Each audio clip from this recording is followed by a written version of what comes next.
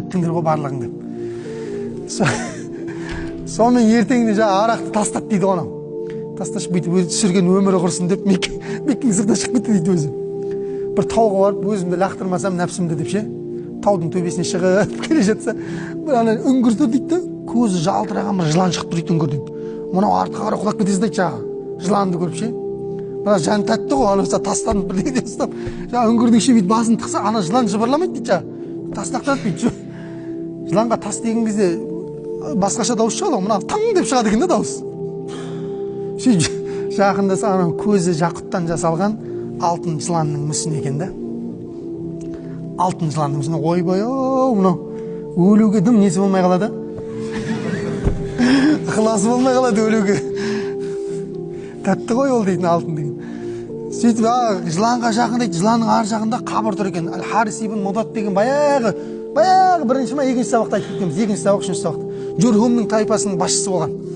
Исмаил алейхиссалам соның қызын алған. Соның қабірі жаңағы Меккеде үлкен бір таудың үңгірінде екен. Жақындаса ананың қабірінде тарихи оқиғалар алтынмен жазылған дейді жаңағы бәрі. Сөйтеді жыланның құйрығынан бір сындырып алады да Меккеге қарай барады. Алтынды өткізеді, анаған садақа істейді, мынаған садақа істейді. Таусылып қалады, ана жаңағы үңгірдің басына белгі тастап кетеді былайша, қайтадан келем деп. Келеді, жыланның екінші жағын сындырады жаңағы.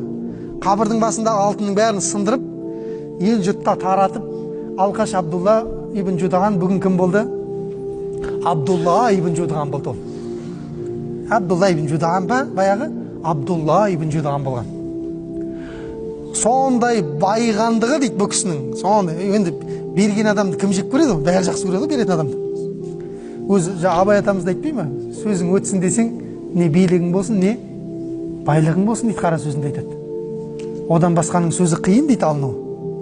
Билігің болса сенің қорықпайды, билігіңнен қорқып істейді. Ертең билігіңнен түскеннен кейін керек жоқ, керек емес. Билігіңді құрметтеп, билігіңнен қорқып істейді дейді. Екіншісіне байлығы. Бұл кісіде не бар екен? Екіншісі бар екен. Байлық бар екен. Байлығы сондай жететін жерге дейін жетті. Шамнан келе жатқан кезде түйесінің саны үстіндегі жаңағы несімен түйесінің үстіндегі не деп айтамыз? Сауда заттары ғой енді. Тауар деп айтайық та, тауар деп айтылады ғой, қоржын деп айтайық. Сол түйесі келген кезде Шамнан 2000 түйе Меккеге кіреді дейді. 2000 түйе. Сондай дәрежеге дейін жеткен дейді Абдулла ибн Жудаған. Бірақ сонымен бірге ол несін тоқтатпаған дейді? Садақасын тоқтатпаған дейді. Ана үңгірдегінің барлығын тауысып, осындай Абдулла ибн Жудаған болған екен.